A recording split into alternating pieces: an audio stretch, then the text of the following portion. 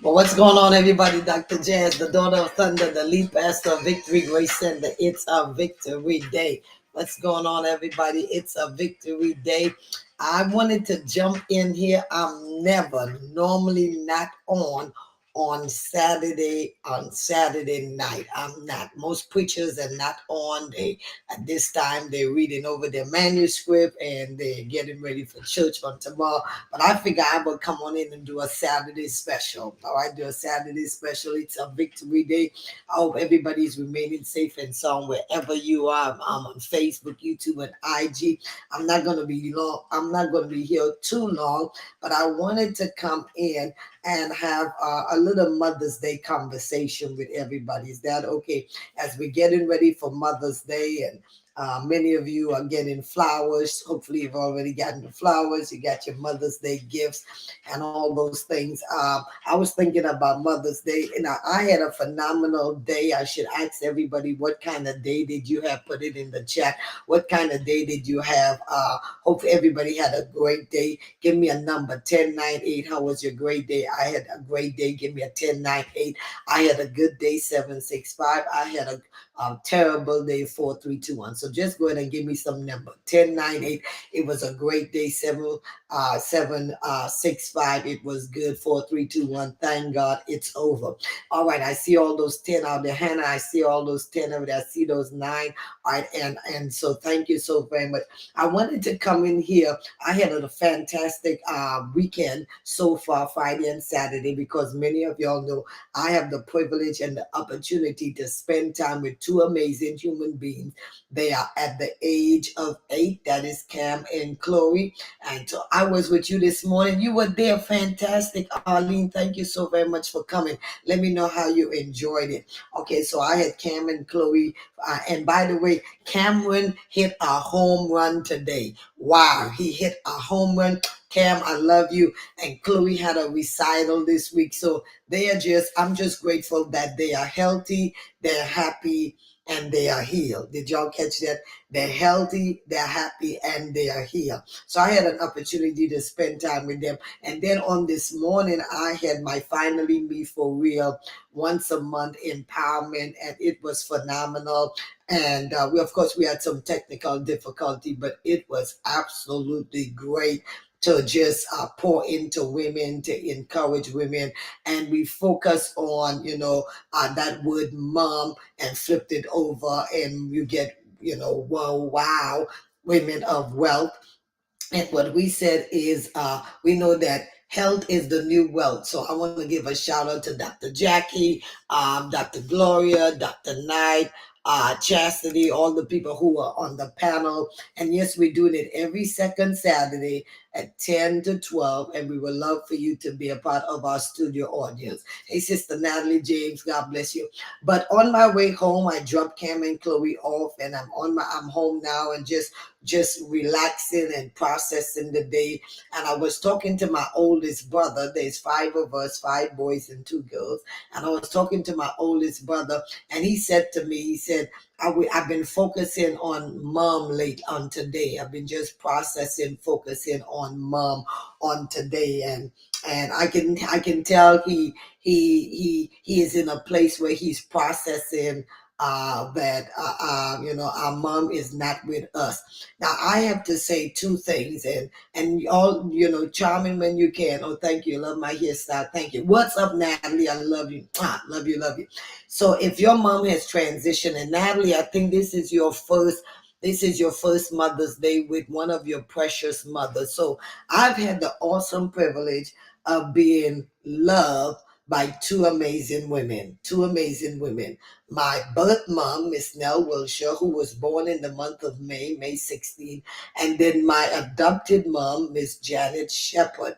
And both of them are no longer here physically. If your mom is no longer here, go ahead and put her name in the chat. Let's honor them. If your mom is no longer here, put their name. So we've got different kinds of moms. We got spiritual moms, we got biological moms, we got adopted moms, we got stepmom, we got spiritual mom, whatever mom. If your mom is no longer here, go ahead and put their names in the chat. So I was talking to my brother, and I know Natalie, my good friend Natalie is on here, and I know Natalie, you honored your mom by taking her to back to Jamaica to bury her. So this is your first. Yes, my first three mothers are gone. My biological, my spiritual, and my foster mom are gone. So I know we definitely sending our prayers to you. So I was talking to my brother, and he was having this conversation about how he was processing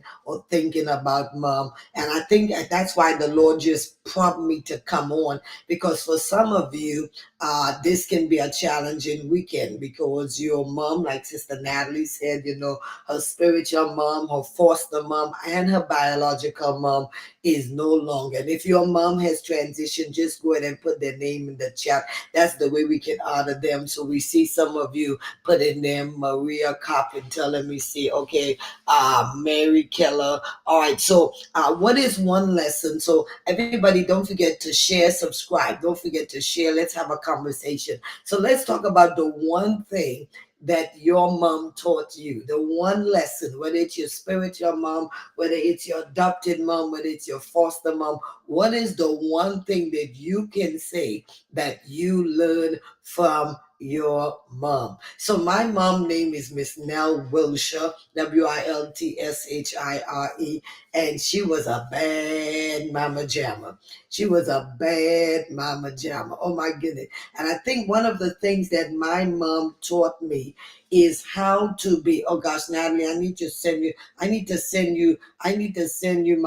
my link, because we need to come on in Be Live and have this conversation. I wonder if I can send it to you. Let me see. Hold on. Natalie, are you free? Okay, I want to get you in my Be Live to have this conversation. But so one of the things, what is one thing your mom taught you? What is the one thing that your mom taught you? All right. We're talking about moms, everybody, and we focus in primarily for those of us who mothers are no longer here. And I did not want you to go to bed tonight in a state of depression. I don't want you to go in a state of sadness because your mom is not here, because I want us to focus on the wonderful lessons that our mom taught us, the lessons. So my mom had 7 children, 5 boys, 2 girls, and she was literally a single parent, raising 5 boys and 2 girls. Jean taught me, all right, what does this person say? Okay, Natalie said, Jean taught me to survive and stay alive. June taught me to buy and manage asset. And Olive taught me to intercede and break free and love freely. That is so good. So I think my mom, Miss Nell Wilshire, raising 5 boys and 2 girls all by herself. I think what she taught me is survival.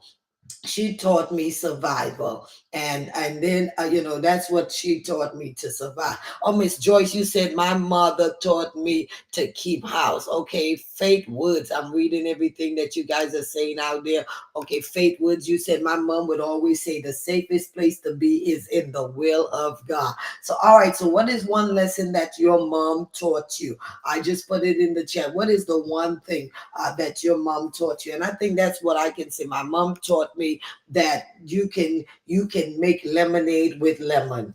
She was a strong woman to have to raise 5 boys and 2 girls. She had to be strong. I Google in South Africa. I see you. My biological mother introduced me to God. My spiritual mother has been my mentor, supported me through thick and thin. So thank you for sharing. What is one thing we're talking about that your mom has taught you? And then another question as we go deeper into the conversation is, here it is, here it is. What was one of your mom's favorite statement? What was one thing your mom would always say over and over and over again? Like how I always say, it's a victory day. So what is one thing that you can say that was your mom's favorite statement? You know what I'm saying, like that? Okay, what was one thing that just resonated with your mom? Again, we don't want to. Hey, everybody, if you're just joining me, it's Dr. Jazz, the lead pastor of Victory Grace Center and the daughter of Thunder. I know you're going to go to church tomorrow, and I know you're going to be blessed, and I know all that good stuff, blah, blah, blah, blah, and it's going to be powerful. But before you get to church, I thought I would jump in here and we would just honor our moms who have transitioned by remembering the good things. You see, a couple of years ago, I made a decision that I will focus more on her life than her death. Okay, that's what I said. I was going to focus more on her life than her death, because for many years I was always remembering when she transitioned, but now I focus on when she showed up, not when she transitioned. And so my mom's birthday is this month, and so we're just talking about all of the things, so let me see, let's see some things. Put it in the chat. What is one thing that your mom would always say that will stick with you? Oh my goodness, my mom always would say, don't take no wooden nickels. Oh my God, that's a good one. Okay, don't take no wooden nickels. So you're gonna have to explain that to us. Okay, let me see. All right. But what is one thing that your mom said? And for those of you, if your mom is still alive, you can still honor them. You can put it in the chat. What is a great lesson that you learned from your mom? Okay, Journal said my mom would say a lot of things. One thing, didn't forget to tithe. Oh my God. We learned to tithe from our mom. All right. Our mom will always say, don't forget to give God what belongs to him. Now, my mom was not in church. She wasn't, I knew she was a believer. She trusted God, but she wasn't in church that much. And that's fine with me, because there's a difference between having a relationship with God and being religious. My mom had a relationship with God. All right. And I want to give a shout out to my spiritual mom, Dr. Rita Twiggs. Anybody know Dr. Rita Twiggs? Dr. Rita Twiggs. So I had my biological mom, who is Miss Nell Wilshire. I had my adopted mom, Miss Janet Shepherd, and my biological mom, Miss Nell Wilshire, taught me how to survive. Miss Janet Shepherd is the one who really taught me how to cultivate a relationship with God. And Miss Janet Shepherd is really the one. Okay, hold on. Let me see if I can get Natalie. She's coming in on IG. Okay, let me see. Hold on. Okay, let me see. All right, Natalie, I just okay, accept. Hold on. Hey, Hello. what's up, Jamaican? What's up, Trinidad? Yeah, oh yeah. I'm so glad that the second beautiful island. Oh, really now? Really. What Trinidadians want to say they're from Jamaica? Come on, man. I know everybody always associate me with Jamaica, but I would love to be a Twin Jamaica, Jamaica Twin, whatever, because I go to Jamaica often. Hey, thanks And for. you love it there. I love it. I love it. It has one of the best golf course, all the kind of stuff. I don't know if I will marry a Jamaica, but I would definitely play golf, play golf for that Jamaica. But thanks for coming in. Those of you who are on my Facebook, I'm on IG talking to my good friend Natalie, and she has a very good program. But I'm glad you came in, and thanks for posting, because this is your first year without your now spiritual mom. Because when we talked earlier this year, oh my God, you were taking her remains to Jamaica. Yeah, yeah. I really was. And I love the fact that you're bringing up this conversation because I don't think a lot of people realize that they've buried themselves with their mothers. And so they've been feeling stuck because they buried their mother, but a part of them died and they never went back and re-engineered. I like when a woman becomes a mother, she is trying to keep up with the old version of herself, and she don't realize that the old person died, and she's trying to be the same way, the same thing. It's the same thing when your mother passes. You are not that woman anymore. If she used to pray for you, you got to figure out how she used to intercede and then begin to do that for yourself and teach your daughters. If she used to, I used to talk to her every morning. My entire routine was affected. I would find myself crying at 9 a.m. because I couldn't call her. So I went through a difficult past 4 months because I couldn't get her on the phone to pray with me. So I had to find ways to pray with God, knowing that it was just as powerful. So for everybody on here who is mourning their mom, or who every Mother's Day, yesterday was my biological mother's birthday. So Mother's Day is increasingly difficult especially for my sister. But like you, I tend to remember, I talk about my 4 mothers. You know, Jean is my biological mother. She gave birth to me, and she brought me into this world. Right. She taught me the importance of survival. Right. A lot of people want to thrive, but they don't yet know how to survive. Right. A lot of people want to be in financial freedom, but they don't even know what it would take for them to run a house. Right. She taught me how to run a house on nickel and dime. Yes. Right. Yes. How to get my head together when it was falling apart. Yes. My foster mom is the second one, June. Yeah. And June took almost nothing and bought 2 houses in her lifetime. Yeah. Right? Right. But she taught me how to, out of nothing, buy assets and manage them. Right. And she also taught me that you could love yourself, because I saw that she didn't understand how to love herself. Right. And then my spiritual mom, she taught me how to love unconditionally. Yeah. Because I didn't know how to love myself unconditionally. Yeah. Because I was not raised to love myself unconditionally. Right. Right. Yeah. I would say one of the things my mother taught me, my biological mother, is how to fight. Now, so let me tell you, if you're from the island, you know when women are fighting, see this forehead? My brother told me that my mom had a mean butt head. She didn't even hit you with a hand or anything. But when she hit you with this, he said she had coconut head. For those of us who from Trinidad, she had a coconut head. So when she, not coconut head.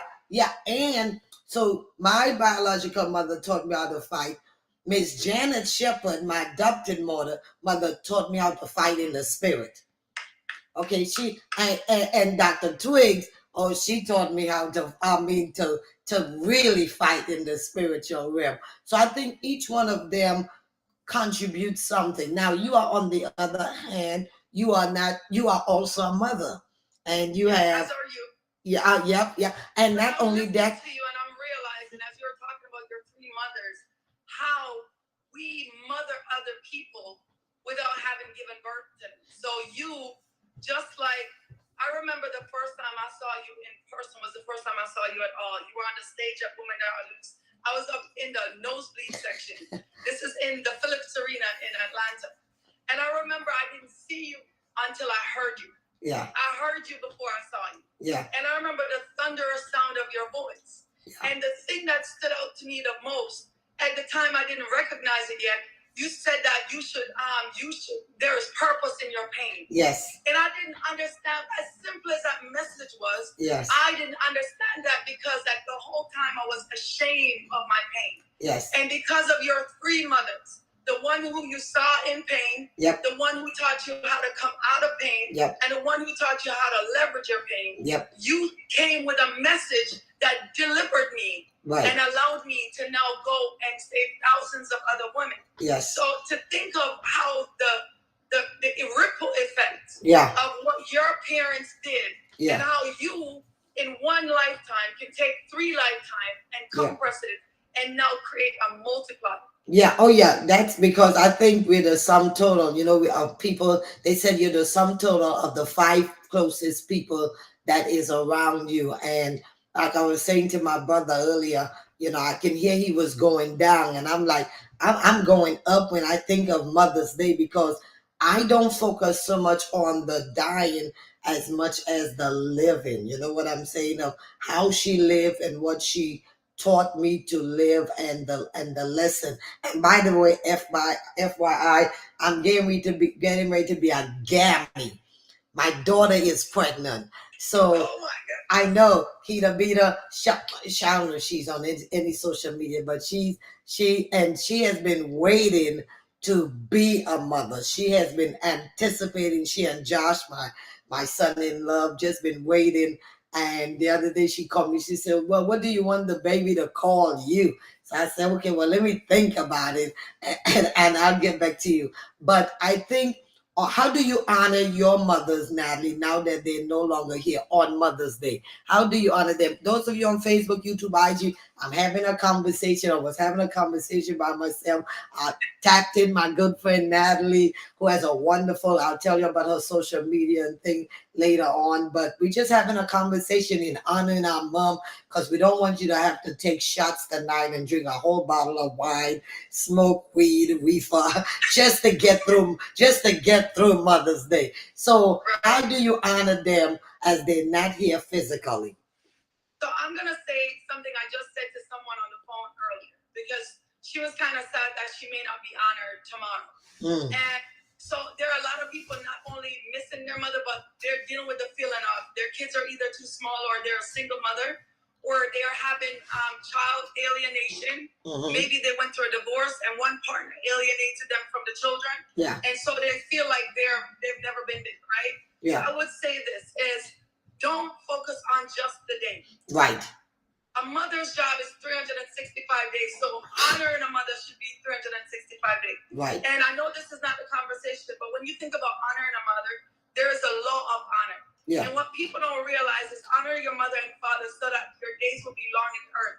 It's the law of honor. Yeah. When you are in law of honor, you are unlocking things. So when I think about honoring them, for instance, June, I have a property that she was a person who got me to buy it. Right. I would have never bought it because I was young and dumb. Right. Right? Who was buying a property at 22 years old? Right. Right? And then the property was ugly. I would have never bought it. Right. So one of the ways that I'm honoring her is I give affordable rent to the multifamily property that it is. So even now I'm about to turn it into Airbnb. I give luxury type experience in an affordable way. Because I remember the time when her husband died and she lost everything because he wasn't very good at his money. Right. And so as a widow, she lost everything and she had to start over from scratch, and she bought another house again, which is the one we bought together. Yeah. And we needed affordable rent.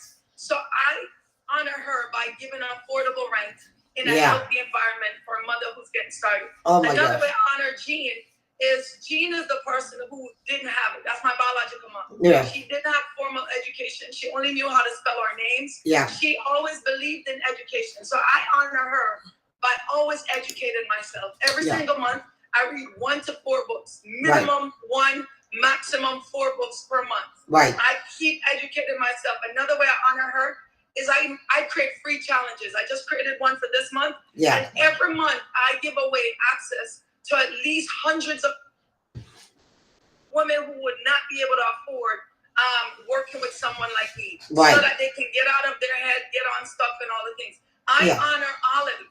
Right. Even when she was here. Last year, I sent her on a vacation. I just listened to a 10-minute voice note. And I remember last year when I was in my business, I would talk to her every morning before, "Hey, Dr. Ian." Yeah.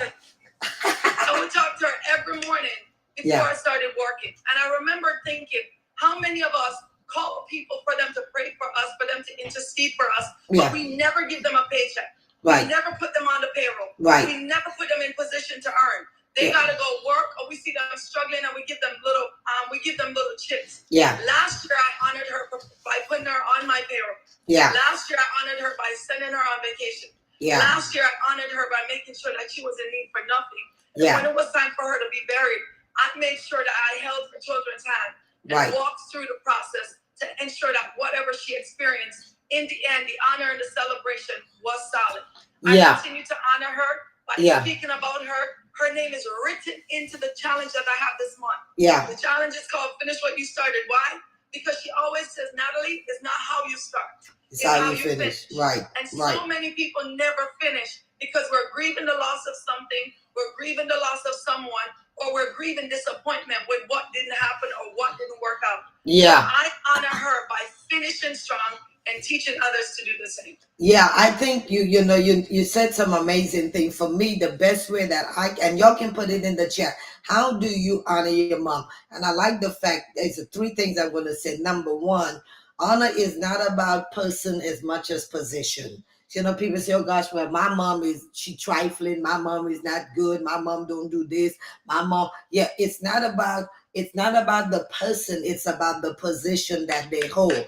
All right. So when he said honor your mother and father, your mom don't have to be Mother Teresa. She can be Rahab also, and you can still honor her because it's about position more than it is about their person. Now, of course, you want them to be caring and loving, but if not, you don't have to wait for all of that to happen for you to honor them. The second thing that you said that I totally agree with, I often do funerals and I see people just falling over the casket over their mom. They're going ballistic and crazy because when their moms were alive, they did not do right by them. You see what I'm saying? And our old man told me, he said, he said when he stood over a casket, he would often hear people saying one of these three or four things. Number one, they'll say, "I'm sorry." Number two, they will say, "Please forgive me." Number three, they'll say, "I forgive you." Number four, they'll say, "I love you." Or number five, they will say, "I'll see you later." And he said, you should live in. Can we put in number 6? Yeah. I wish I didn't take you for granted. Right. I wish. And what he was saying was, you ought to live in such a way with the people, not just your mom, in such a life that when it's your time to transition, don't waste your last breath asking for forgiveness. Don't waste your last breath saying, "I'm sorry." Don't waste your last breath telling them, "I wish." And don't waste your last breath telling them, "I love you." Do all of that right now. So when you're on your last breath, you say, "Listen, I will see you later. I'll see you on the other side." So that's important. And I think it's I have mixed feeling about having Mother's Day, because why do I need a day to honor the person when I have every day to honor them? And sometimes it can be commercialized. Sometimes listen, when you mature enough, when you value the person who brought you in this world, who's there for you, you don't need it on the schedule for you to honor them. Send me my roses every day. My children know that. Send me roses every day. Send me on my vacation every day. Treat me that the way you think I should be treated every day. And then the third thing I would say, and again, as we're talking about honoring our mom and later on our fathers, but honoring our mom, and that is that I think it is important for us to honor them and revere them, but not miss the opportunity to celebrate all the stuff that they have done, and also what you as an individual or as a mom is doing. I didn't always agree with my mom. I didn't always see eye to eye with my mom. I didn't always trust my mom's advice or intuition. You know what I'm saying, Natalie? But at the end of the day, when the dust settles and the smoke clear, what you sow is what you reap. And so I'm grateful for this weekend for Mother's Day. I want to shift the conversation for 1 minute and you can stay on. And that is for those of us who thought we would have been biological moms. I remember when I was pregnant, when I was married and I was pregnant, and I was really, I just can imagine what it might have been when this little Dr. Jazz would have been. She would have been a force to reckon with. But that was the only time I was ever pregnant in my life, when I was married. And after, I think, 3-4 weeks, maybe a month or so, that I had a miscarriage. And even, I had the opportunity to honor that moment and that experience, and was grateful to God. It never came into manifestation. You know what I'm saying? And so for many of you who are as mothers, you are childless. Because Natalie, I meet a lot of people who want to have children, or their child, was killed. Or yes, I think yesterday I was doing a funeral on Thursday, and I met this woman. She was at the cemetery and talking to me, and her son had committed suicide at the beginning of this year. And she said he was just so tormented, and she had to come to grips because everybody was telling her that because he committed suicide, of course he's going to hell, and so she and I was having this conversation at the graveside, and she asked me, and I said, when you get to heaven, you're going to see him, because nothing can separate us from the love of God. And so for those of you who might have had miscarriages, or the dream of being a mother has slowly slipped away, because somebody said the other day, well, I'm still going to believe God for you. In my 50s, it ain't happening, nor do I want it to happen. No. Natalie. You love your freedom too much. But I also want to say my foster mom, June, never had children. She had a surgery that stopped her from having children. And by being raised by her, I didn't realize how much that made a difference in her life. Even when my son was born, and her got him from a baby stage all the way through, and I watched you and see you with Chloe and Cam, and you having them from the baby all the way up.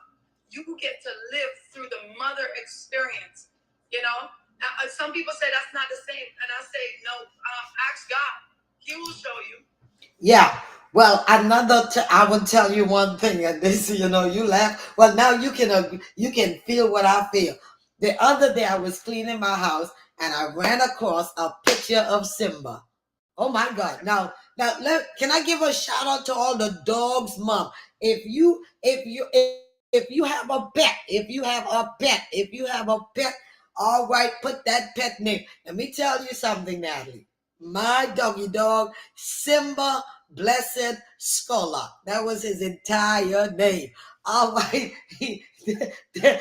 that dog, they said dogs are children that never grow up. All right. And I always used to tell Simba, I said, you're good, but you're good for nothing. I don't know what you're good for, Mom. You can't get the mail.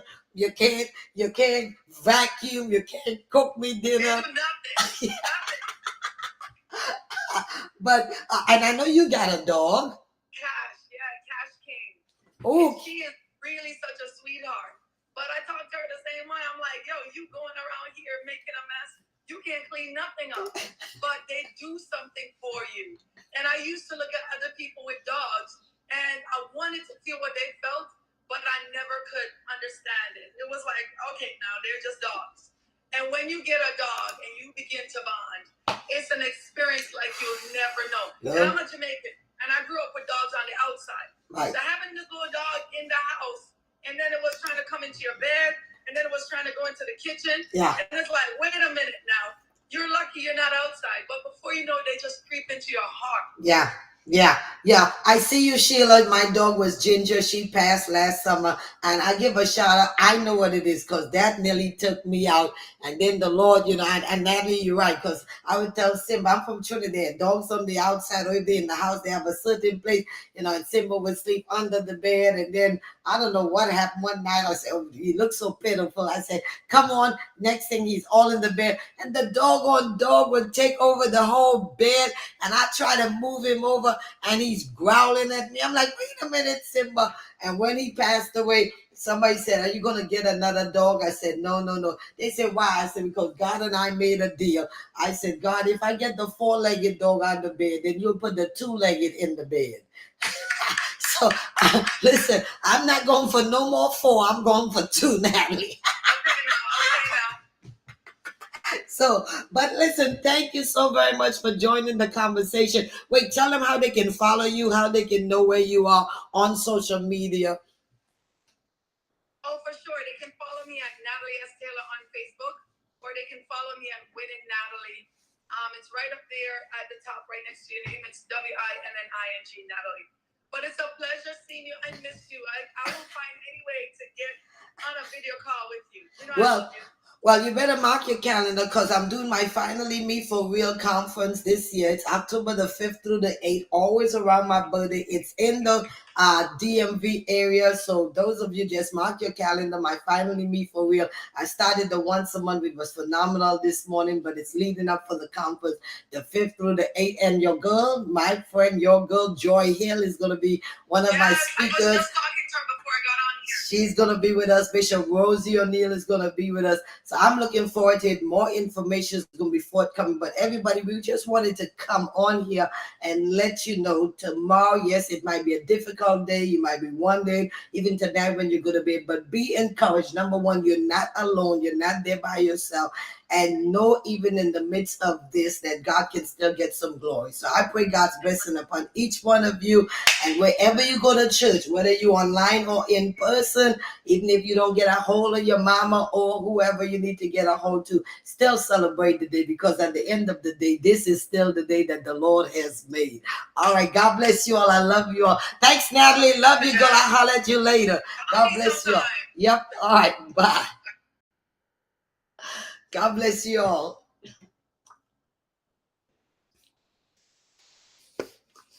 You're welcome. You're welcome.